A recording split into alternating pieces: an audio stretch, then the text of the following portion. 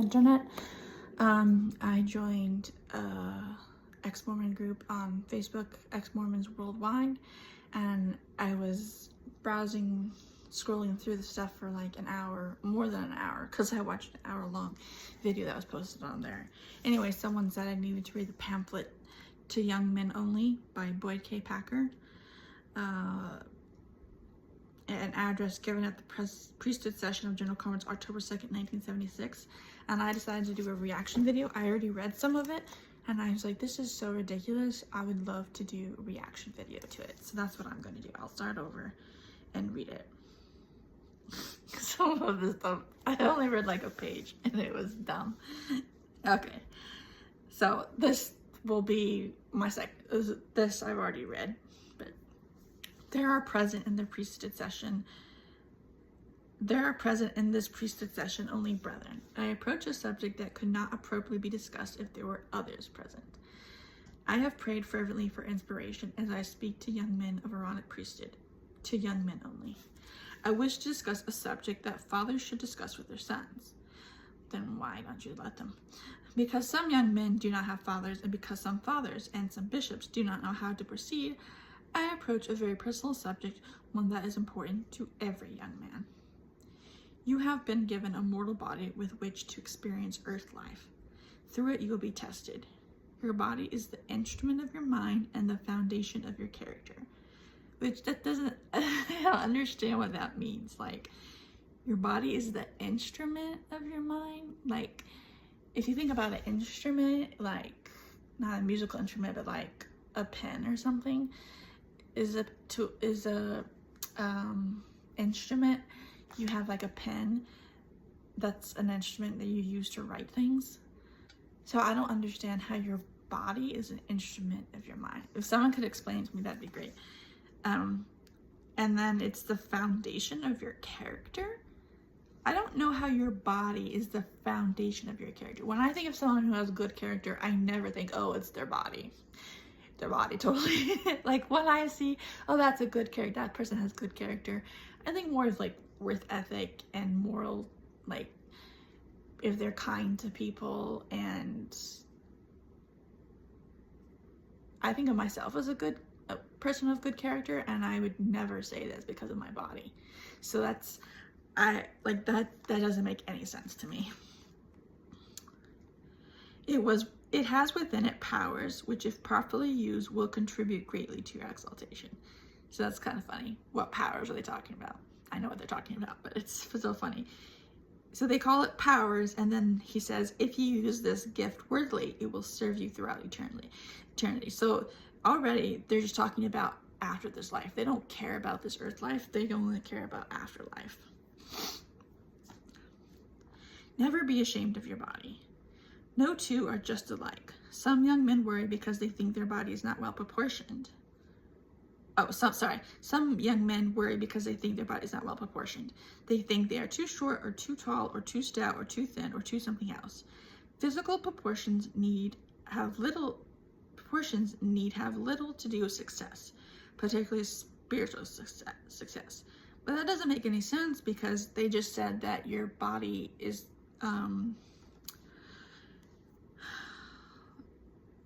the foundation of your character. And then they say it has little to do with success, particularly spiritual success. So it doesn't make sense to me. Be grateful for your body. Strive to keep it healthy through proper nourishment, rest, and exercise. Develop your body to full and useful capacity. Develop manly stamina and control. Take nothing into your body that would harm it. Do not use tobacco, alcohol, drugs, or any other harmful substance. A young man should learn to rule his body, which I don't understand what that means, because it's like,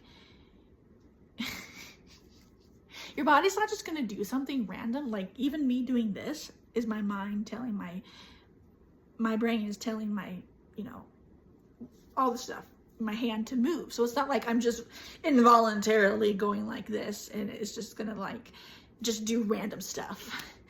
So I think it means like, I don't know, but it's weird. Like, that's how I see it. It's like, oh, you need to rule your body, because it's when you rule over someone, you're trying to control them, so you're trying to control your body. But like, why you're trying to control your body when it's not doing anything crazy. Like his temper, he should keep it always under complete control. What does that mean, to have your body under complete control? Like I said, it's like you think you have Tourette's or you have Parkinson's and you're just shaking or something. Like, I don't know. It's confusing to me. That sometimes is not easy to do. Within your body, you have the power of creation. You will one day find a mate and desire greatly to express fully your love with her. The righteous expression of this physical love in marriage is approved of the Lord. Which is so weird that they say that, because they make it sound like it's a Mormon thing. Like, oh, it's not righteous. It's just an expression. There is no right or wrong to expressing your love for somebody. Like, if I am married, I'm not married, I'm single, but if I was married and I loved someone and I was gonna have sex with them, it's like, it's not righteous.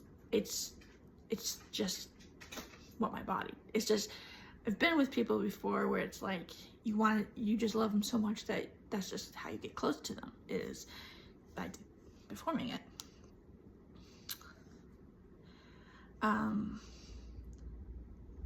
Okay, yeah, so it's like, they make it sound like having sex with your partner is righteous, like, and it's approved by the Lord. Like, of course it is. And like, who cares what someone else thinks? It's with you and your partner. So that's weird to me. She then may conceive and give birth to a boy or a girl, a baby of whom you will be the father. Oh, really? Thanks for the science, for the biology of that. Not biology, but thank you for letting us know how that works. This is a very sacred power. I don't know what they mean by sacred exactly. The Lord has commanded that you use it only with one to whom you are legally and lawfully wedded. They really like those terms, legally and lawfully wedded, because they say that in the temple too. He has decreed serious penalties indeed for the misuse of it.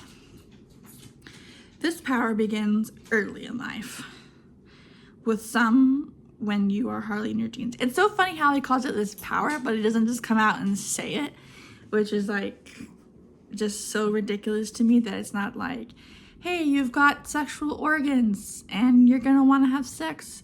You're gonna have sex. You want to sexually please yourself. You're gonna have sexual desires. Nope, you can't say any of that stuff. Has to keep it very beat around the bush type thing. The power.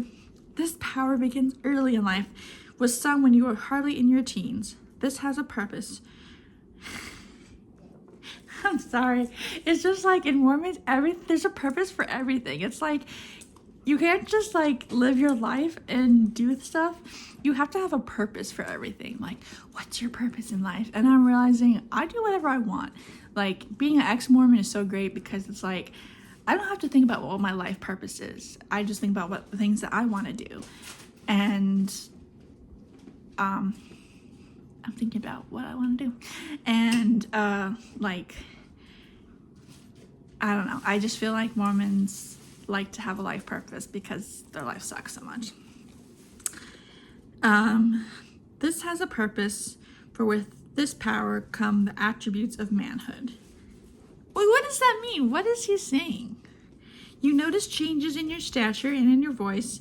A beard and other masculine characteristics become part of your nature. So he's basically having a puberty class at conference or something. Your feelings also change. This physical power will influence you emotionally and spiritually as well.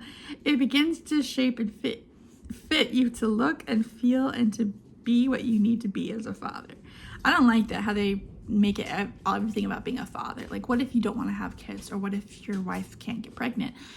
Or, lots of different reasons. Like, they just assume that you're going to have kids. I don't like that. Ambition, courage, physical and emotional and spiritual strength become part of you because you are a man. So they just add all this mumbo jumbo stuff. Like, ambition, courage, physical, emotional, and spiritual strength become part of you because you are a man. What? you saying that women can't have that because they're women or something? Like, what does this mean? You become very interested in young women and want to be with them. This is as it should be. Yeah, okay, thanks for that. This power of creation affects your life several years before you should express it fully. In your opinion, old man, you must always guard the power with manly wisdom. Wow, even if you're a teenager and you don't know anything, you should guard the power with manly wisdom. So, young teen boys, you should have manly wisdom. You should have wisdom even though you're 12 years old or 13. You must wait until the time of your marriage to use it. During that waiting, what do you do with these desires? My boy, you are to control them. What does that mean? You are forbidden. This makes me think of Mother from Tangled when she forbids Rapunzel to leave the tower. You are forbidden. I think it's funny when people use that word because it's like, oh, okay, like you have the authority over me.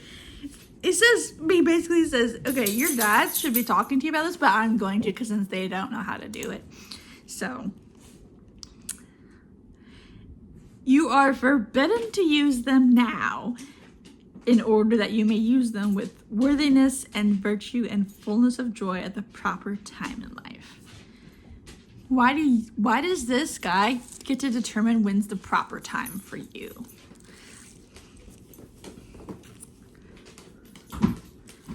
Okay. I wish to explain something that will help you understand your young manhood and help you develop self-control. Yeah. Okay, I just gotta say something. The one reason why I started investigating the church was because I was meeting with a Silva Method practitioner. She told me that the top leadership were a bunch of pedophiles. And I've looked into things and I've seen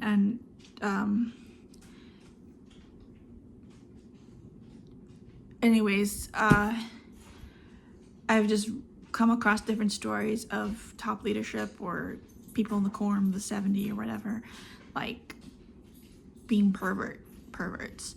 And yet they're telling these young men that, okay, and then there's this. Then there's like the prophets say and old bishops will tell 12-year-old girls that if you wear a tank top and short shorts, you are walking pornography for men.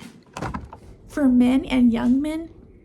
I mean, seriously, they just basically said, hey, we're pedophilia because we're aroused by 12-year-old girls wearing tank tops. Like, that is disgusting. I'm getting off topic.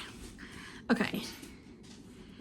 When this power begins to form, it might be likened to having a little factory in your body. One designed to produce the product that can generate life. Okay, a baby is not a product. Okay, it's not. No. Oh my goodness. I don't like this at all because it's like a factory is where you produce products. A baby's not a product. And a factory, you produce multiple things. They all look the same. Like you're producing pens or protein shakes or something. You know, you're producing thousands and thousands of the same product. A baby is not a product. It is, you could argue that it's a product, but I don't like the way that he's making it. You're using life and comparing it to an inanimate object. I don't like that. Babies are not inanimate objects. Okay. This little factory moves quietly into operation as a normal and expected pattern of growth and begins to produce the life-giving substance. I don't even know what that means. It will do so perhaps as long as you live. Okay. Mormons like to use metaphors and analogies and symbols instead of actually just come out and saying what they're saying. I'm autistic and I don't always understand abstract things. I need like examples. Sometimes I can see the parallel, but sometimes like right now I'm like, I don't see it. I don't see what he's talking about. It works very slowly. That is the way it should be. Yeah, he likes to say that too. That is the way it should be. For the most part, unless you tamper with it, you will hardly be aware that it is working at all. What is he saying? Is he talking about your sexual urges and desires? Because that's what I think he's talking about, but it's like really hard to gather that information from here. And I'll say it doesn't move quietly. It's very loud. And I mean, I'm not a man, okay? I do this. I don't know. I can't speak for the young. I can't, but as a woman, as a teenage girl, I've experienced it. I masturbated a lot. So I definitely had sexual desires as a young woman. And it says for the most part, unless you tamper with it, you will hardly be aware that it's working at all. If it's talking about your sex organs, you will notice 100% of the time. They are always there, okay? Like, I think I had a medical problem because I had some issues, and it wasn't until I got on some medication that I was able to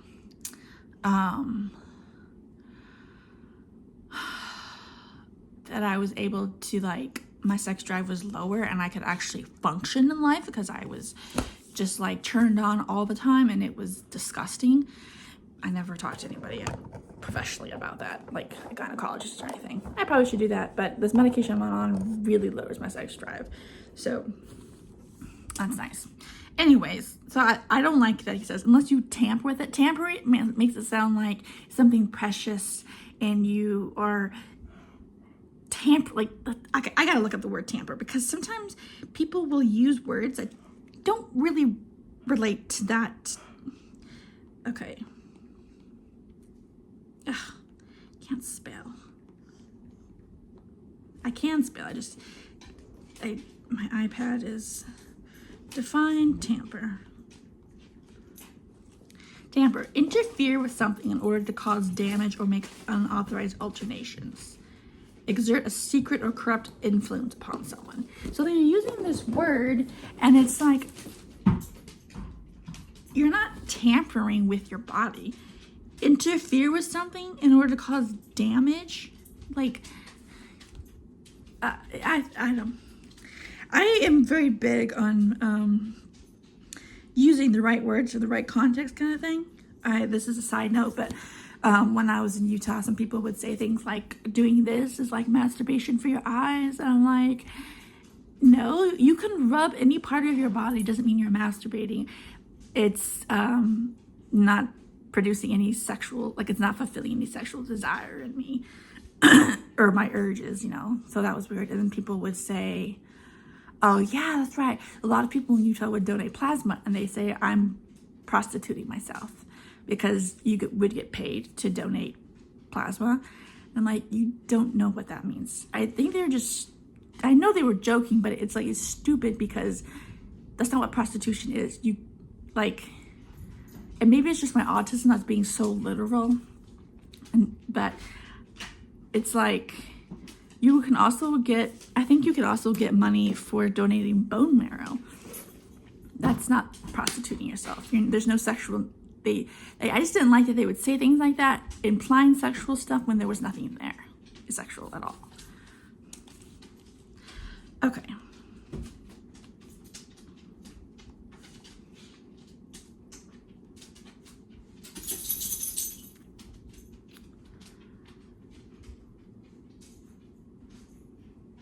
Sorry, I lost my thing.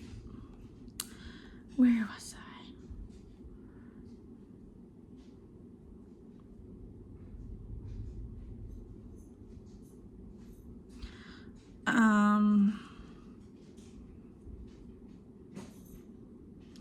Yeah. I disagree with that. If he's talking about your sexual urges, I just heavily disagree that you won't notice them if you don't touch them.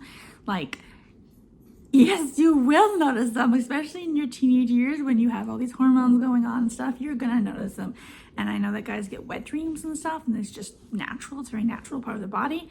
So this guy obviously doesn't know what he's talking about.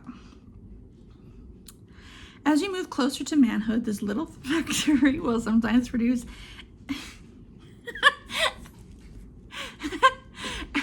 closer to manhood, this little factory will sometimes produce an oversupply of this substance.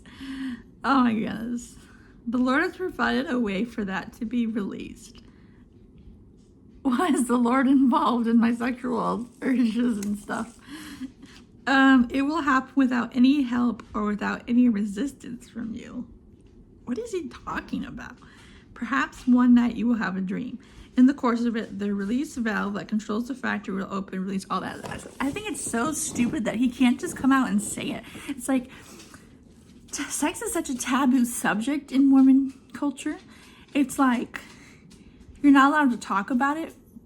But then you, like, just imagine some autistic boys and they're like, or anybody just being like, what the heck is this guy talking about? And but if he had actually said the real words, they would know what he's talking about. I don't like this. This is very, not deceiving, but it's just like, it's hard to understand what point he's trying to get across. Don't have sex until marriage. Don't masturbate. Well, you don't have to make a 9-page pamphlet. You can just say those 2 sentences and you'd be done. But then it wouldn't have the righteous aspect to it and the Mormon vibe. I don't understand this. The Lord has provided a way for that to be released. Oh, through having a wet dream. The factory and automatic release work on their own schedule. But yet you say you need to be in control of your body. So how can you be in control of your body if this is on its own schedule? The Lord intended it to be that way. It is to regulate itself. This will not happen very often. I don't know, but I would disagree with that. You may go a longer period of time and there will be no need for this to occur. When it does, you should not feel guilty. But we're not going to come out and say the words because it's so taboo. It is the nature of young manhood and it is part of becoming a man. I'm sorry. This is ridiculous. There is, however, something you should not do. Let's see what this is. Sometimes a young man does not understand. Yeah, I don't understand this stupid talk. Perhaps he is encouraged by unwise or unworthy companions to tamper with that factory. He might, now you use a word, he might fondle himself and open that release valve.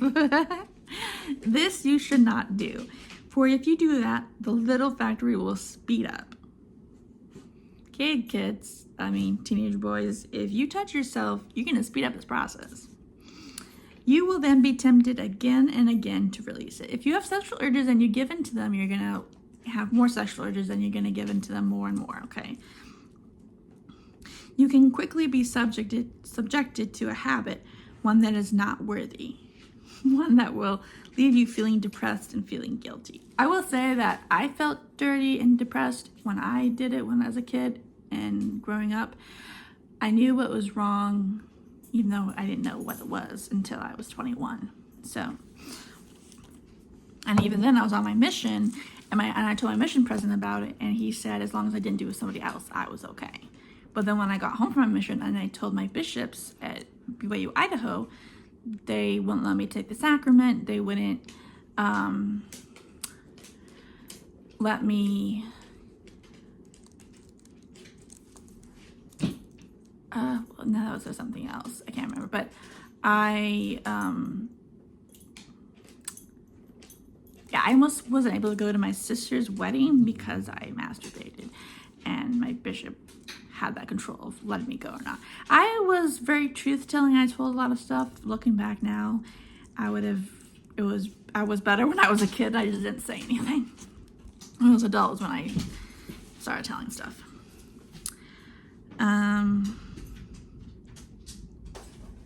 Resist that temptation. Do not be guilty of tampering. So he says, that,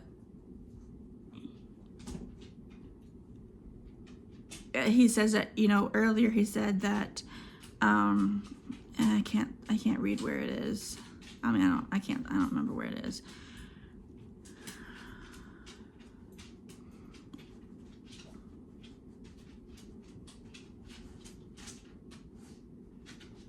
He's saying that if you have a wet dream, you shouldn't be guilty. You shouldn't feel guilty. But if you fondle yourself, you should feel guilty. He says you may already have been do not be guilty of tampering or playing with the sacred power of creation.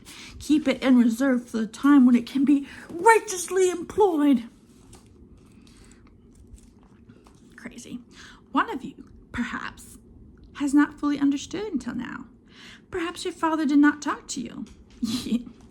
I'll tell you, my parents never talked to me about sex, and I didn't like that for a while, but I'm actually glad because they are very interesting people. You may already have been guilty of tampering with these powers.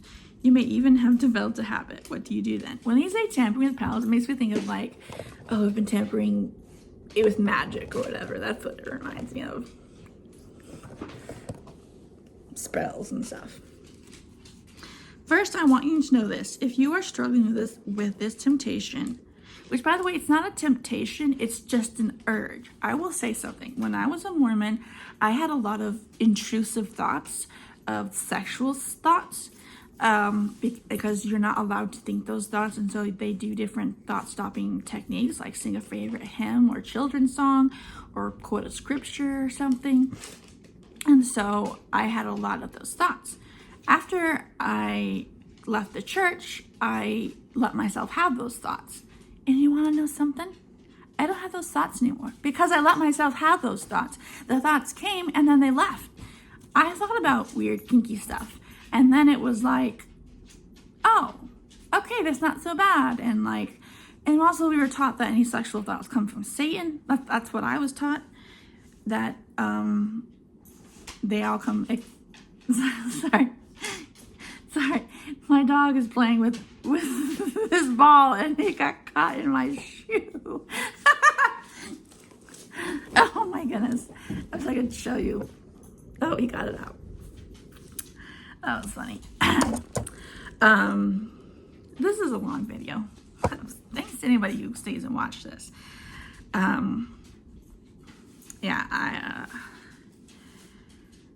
Okay. If you are struggling with this temptation and perhaps you have not quite been able to resist, the Lord still loves you. Well, thank goodness for that. It is not anything so wicked, nor is it a transgression so great that the Lord would reject you because of it, that it can quickly lead to that kind of transgression. So they basically say that masturbation is not a great sin, but having sex out of marriage is a great sin. Next to murder. Remember, guys.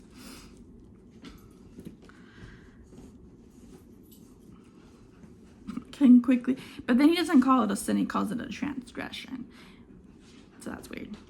It is not pleasing to the Lord, nor is it pleasing to you. You don't know. It might be pleasing to them. You don't know that. It does not make you feel worthy or clean. See, he's telling them things. He's kind of gaslighting here. He's saying these things do not make you feel good. When it's like, it could make you feel good. What if you do it and it's a huge release? I realized that for me, masturbation was more than just a sexual release. It was not a healthy coping mechanism for me, where I would, if I was angry or upset, I would masturbate and put that into my body. Because I was taught that when I wasn't happy, I had to go to my room and be by myself until I was happy. So I learned how to isolate myself. I learned to isolate myself when I'm going through hard times or when I'm struggling or upset or sad or mad, depressed, whatever. And then I would usually masturbate as my coping skill. So that was an unhealthy coping skill. So it wasn't always sexual. It was, well, also because when you masturbate or have sex, you release different hormones like dopamine and stuff like that, or not hormones, neurotransmitters, I believe they are, like dopamine and oxytocin or whatever. I don't know if you do oxytocin if you masturbate, but I would release, and also getting my heartbeat up and then calming down. I've noticed that helps me go to bed better too. I don't always masturbate, sometimes I dance. Anyways, let's see. So I don't like how he says it does not make you feel worthy or clean. You don't know what this person is experiencing, how they're feeling about stuff. So don't tell them what they're feeling. I don't like it when people tell you what you're feeling. You are not inside of me. You don't know what I'm feeling. There are ways to conquer such a habit. First of all, you must leave that factory alone long enough for it to slow down. Resisting is not easy. It will take weeks, even months, but you can get the little factory slowed back to where it should be. I don't necessarily think it's supposed to be slowed down. I don't know. I have other suggestions. The power to prevent such habits or to break them rests in your mind, not in your body. Don't let that physical, but didn't you say that the body was an instrument of your mind and you were to control your body? And now you say that the power to prevent such habits or to break them rests in your mind, not in your body. I'm not sure if I'm confused. Stay in control. Condition, that's what they're all about. They always want control. Condition your body. Condition your body to do the will of your mind. Okay. I am going to look up the word condition.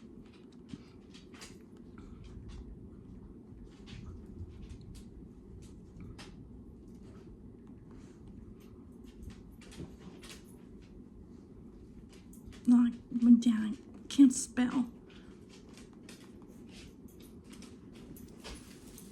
The state of feeling remorseful and penitent. No, not contrition. Can't spell condition. Oh, come on here. Get out of here. Condition.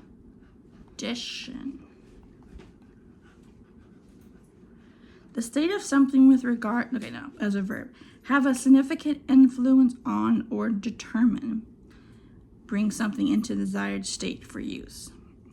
So it's interesting they would use the word condition because that's what Mormons do to other people, is they condition them to think or believe something. So they're saying here, condition your body to do the will of your mind. So basically, if you have these sexual urges, sorry, I don't know if I was doing that. If you have these sexual urges and desires, you need to basically tell your mind that, you basically need to tell your body that it listens to the mind, not to the body. But your body, which is so stupid because it's like this. If we relied on our mind for everything, our body tells us stuff. Like, if we were to rely on our mind for everything, we would be dead because our body breathes on its own. It digests on its own. It tells us when it's hungry. It tells us when we need to use the bathroom. It tells us if we're too hot or too cold, when we need to shower. It tells us if we're not drinking enough water. It tells us a lot of stuff. And so to say that this one aspect of your body that's telling you, hey, you're hitting puberty and you're having sexual desires now. You have sex organs that work. These are to create children. And we're in the day and age now where you can also just enjoy sexual pleasure. It's not a big deal. Wow, this is going on very long. I am a very talkative person. Okay, I'll keep going through. To do this, you must keep your mind on worthy thoughts. That is doing thought-stopping stuff. Divert your thoughts from things that lead you into mischief. Now it's mischief. Vigorous physical exercise helps young men in many ways. You are most vulnerable when you are idle or when you are discouraged. So never sit still. Always be moving and never get discouraged. This is the time to be on guard. I know a way to keep your thoughts worthy. Oh, you really do. It has helped me, and I explained it on one occasion. in a general comments talk. Let me repeat it for you. Probably the greatest challenge to people, so he's quoting himself. Probably the greatest challenge to people of any age, particularly young people, and the most difficult thing you will face in mortal life is to learn to control your thoughts. As a man thinketh in his heart, so he is. But there's a difference. When they say control your thoughts, that's interesting because there's a difference between thoughts just floating by and you focusing on something and thinking about something. I mean, maybe they're talking about pornography here too, but like I said, when I was a Mormon, I had a lot of sexual thoughts. As an ex-Mormon, I let myself think those thoughts, and now they're gone. And now I think about other things because I was so obsessed with sex because it was such a taboo subject in my home growing up and in Mormonism that it was like, it's just a natural part of life. And it's like, it's almost, I don't know if I want to compare it, but it reminds me of like if you're adopted or something and you have this obsession, you want to find your birth parents. It's kind of like that. It's like, you're not going to give it up. And then once you do it, then it's like you can calm down after that.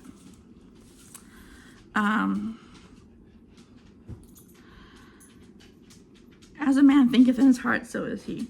One who can control his thoughts has conquered himself. I don't understand what he means by controlling his thoughts because when I was about 10 years old, we lived in a home surrounded by an orchard. There never seemed to be enough water for the trees. The ditches, always fresh plowed in the spring, would soon be filled with weeds. One day, in charge of the irrigating churn, I found myself in trouble.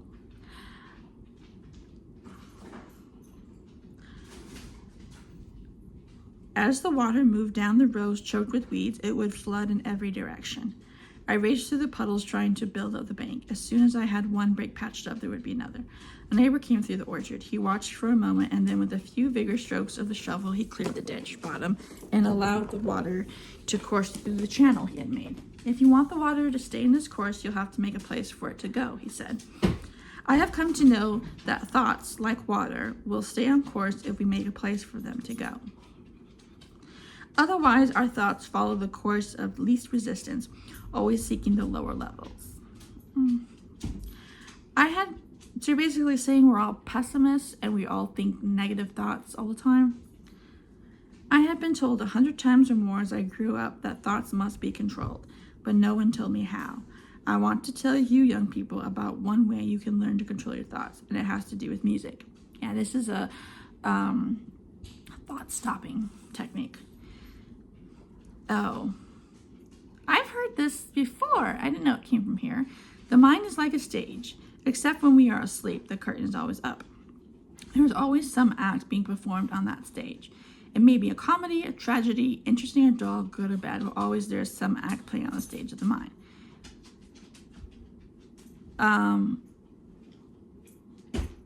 Except even when we're sleeping, we're thinking, so you don't know that. Have you noticed that without any real intent on your part, in the middle of almost any performance, a shady little thought may creep in from the wings and attract your attention? No. These delinquent thoughts will try to upstage every. The thing is, it's just because these guys have these thoughts, I think everybody else has them because they're creeps, pedophiles, and perverts, and they think that everybody is a creep and a pervert. These delinquent thoughts will try to upstage everybody. If you permit them to go on, all thoughts of any virtue will leave the stage. You will be left because you consented to it, to the influence of unrighteous thoughts. If you yield to them, they will enact for you on the stage of your mind anything. If you yield to them, they will enact for you on the stage of your mind anything to the limits of your toleration. They may enact a theme of bitterness, jealousy, or hatred. It may be vulgar, immoral, even depraved. When they have the stage, if you let them, they will devise the most clever persuasion to hold your attention. These thoughts, they're talking like they're people. They can make it interesting, all right, even convince you that it is innocent, for they are but thoughts. Okay, advertisement, get out of the way. What do you do at a time like that when the stage of your mind is commandeered by the imps of unclean thinking? Having sexual urges is not unclean. It's just natural. Imps of unclean thinking, whether they be the gray ones that seem almost clean, or the filthy ones which leave no room for doubt. If you can control your thoughts, you can overcome habits, even degrading personal habits. If you can learn to master them, you will have a happy life. This is what I would teach you. Choose from among the sacred music of the church a favorite hymn, one with words that are uplifting and music that is reverent, one that makes you feel something akin to inspiration. Go over it in your mind carefully. He's basically just telling them to use a stop. I can't remember what it is. Technique. Memorize it. Even though you have had no musical training, you can think through a hymn. Okay. Now use this hymn as the place for your thoughts to go. Make it your emergency channel. I've heard all this stuff before, but I had no idea it came. I did not read the rest. I did not know it came from this pamphlet. I've never heard this pamphlet until today. Now use this hymn as the place of your thoughts to go. Make it your emergency channel. Whenever you find these shady actors have slipped from the silence of your thinking onto the stage of your mind, put on this record, as it were. As the music begins and as the words form in your thoughts, the unworthy ones will slip shamefully away. Nope. It will change the whole mood on the stage of your mind because it is uplifting and clean, according to you. The baser thoughts will disappear. For while virtue, by choice, will not associate with filth, evil cannot tolerate the presence of light. That's not light. In due time, you will find yourself on occasion humming the music inwardly. As you retrace your thoughts, you discover some influence from the world about you encouraged an unworthy thought to move on stage in your mind, and the music almost automatically began. Once you learn to clear the stage of your mind of unworthy thoughts, keep it busy with learning worthwhile things. Change your environment so that you have things about you that will inspire good and uplifting thoughts. Keep busy with things that are righteous. Keep busy? Isn't that interesting? He says keep busy. Don't, be productive, but just keep busy with doing things that are righteous. Another thing will help both to prevent and to overcome such habits. At times of special temptation, skip a meal or two. We call that fasting, It has a powerful effect upon you physically. It diverts some of that physical energy to more ordinary needs. You can starve yourself, and that will prevent you from masturbating. No, because I starved myself when I was in college, and I still masturbated, so that doesn't work. It tempers desire and reduces the temptation. Fasting will help you greatly. In the scriptures, fasting and prayer are generally mentioned together. Prayer is a powerful instrument. Yeah, the scriptures, meaning the Book of Mormon, which was made up. Prayer is a powerful instrument to bless young men. If a missionary, for instance, indulges in these unworthy practices, the Spirit of the Lord will leave him. So what? When he is prayerful and will fast, the Spirit of the Lord sustains him. He soon develops a manly restraint and worthiness. Resist those temptations. They're not temptations. Do not tamper with your body. You can do whatever you want with your body as long as you don't hurt yourself. If you have already ceased to do it now, just take care of yourself. Put it away and overcome it. Put it away. Don't let your penis hang out. The signal of worthy manhood is self-control. According to you, this power is ordained for the begetting of life and as a binding tie in the marriage covenant. It is not to be misused. It is not to be used prematurely, according to you. It is to be known between husband and wife and in no other way. If you miss it, you will be sorry. Now, warning. Wow, this whole talk wasn't a warning. I am hesitant to even mention it, for it is not pleasant. It must be labeled as major transgression, that I will speak plainly. Oh, finally, because for the past 12 pages you have been speaking in riddles.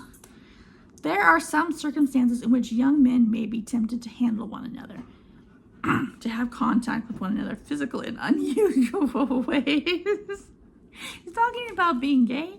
Latter-day Saint young men are not to do this. Sometimes this begins in a moment of idle foolishness when boys are just playing around. It's not usual. It's very unusual for boys to play around with each other in a sexual way. But it is not foolishness. It is remarkably dangerous. Such practices, however tempting, are perversion. Yeah, you would know, wouldn't you? When a young man is finding his way into manhood, such experiences can misdirect his normal desires. Normal desires? If you're gay, you're always going to be gay. And pervert him not only physically, but emotionally and spiritually as well. So if you're gay and you are with a man, you're going to become perverted physically, emotionally, and spiritually. What does that even mean? It was intended that we use this power only with our partner in marriage. I repeat very plainly, physical mischief with another man. See, it doesn't make sense. He says it was intended we use this power only with our partner in marriage. But I guess at that time there was no gay marriage, so now there is. It is forbidden by the Lord. There are some men who entice young men to join them in these immoral acts. Yeah, probably like you. If you are ever approached to participate in anything like that, it is time to vigorously resist. Oh, while I was in a mission on one occasion, a missionary said he had something to confess.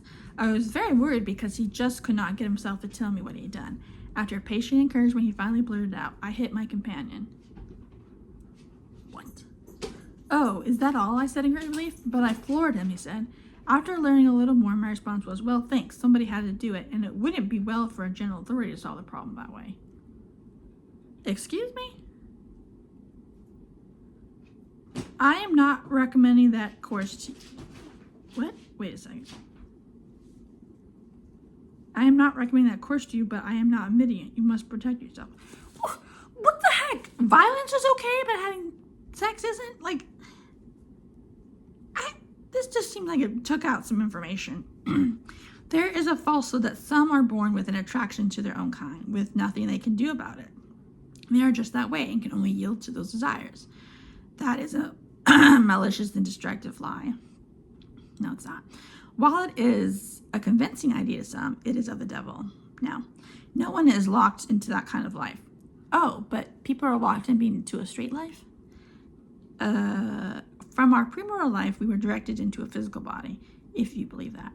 There is no mismatching of bodies and spirits. Boys will become men, masculine, manly men, ultimately to become husbands and fathers. No one is predestined to a perverted use of these powers. Even those who... Oh, but what about those that like children and have sex with children? What, you didn't mention anything about that. Even those who have been drawn into wicked practices and are bound by almost unyielding habits can escape. If one of you seems trapped in that, escape. Go to your father or bishop, please. Your parents, your bishop, the servants of the Lord, the angels of heaven, and the Lord himself will help redeem you from it. Young Latter-day Saint men, do not tamper with these powers, neither with yourself alone nor with one of your own kind. But if it's with a girl, it's okay. Never let anyone handle you or touch those very personal parts of your body, which are an essential link in the ongoing of creation. Many of the world would, I am sure, be assumed by this, the world meaning non-Mormons. Let them be amused by this counsel. Let them be amused. They live by another standard, a lower one. I don't live by a lower standard. We live by the Lord's standard and continue to teach it. It is normal and proper for a young man to become increasingly interested in young women, to begin to date, eventually to pair up. We encourage that, but be careful. Keep your relationship with young women pure and chaste. Reserve those life-giving powers for marriage. Generally, a young man is physically developed for marriage long before he's emotionally or spiritually or materially qualified for it. In due time, when all things are in balance, you will be ready. After you have kept yourself in physical control, after you are sufficiently mature emotionally and spiritually and have some resource materially, this is the time for marriage. Oh, thank you for letting me know when it's time for marriage. I will get married when I want to. Then you can enter into the new and everlasting covenant. Which is polygamy, eternal polygamy. You and your sweetheart will be sealed together for time and for all eternity. These sacred life-giving powers will then be released for your use. Will be released. They will become a binding tie in your marriage.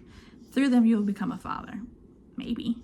But for now, you prepare and follow the instruction of the scripture. Be ye clean, that bear the vessels of the Lord. God bless you, our young brethren, as you strive to be clean. In doing so, you will please the Lord and his prophet, of whom I bear witness in the name of Jesus Christ. Amen. It's interesting, it says that, like, it's better to please the Lord and an old man, a prophet, than it is to please yourself. Sorry, this was 17 pages. I didn't know this would take so long. This is a very long video. I'm going to put this on YouTube. This is crazy. So crazy. I hate this. I hate it. It's terrible. He could have said 5 sentences and be done. But I hate how they take something like that stupid water story and compare it to sex, like your sexual urges. It's just like, Mormons are so weird. So I give this, or this is my, can't think. My reaction to it, I give this a negative 1,000 out of 10. This was terrible. Let me know what you think.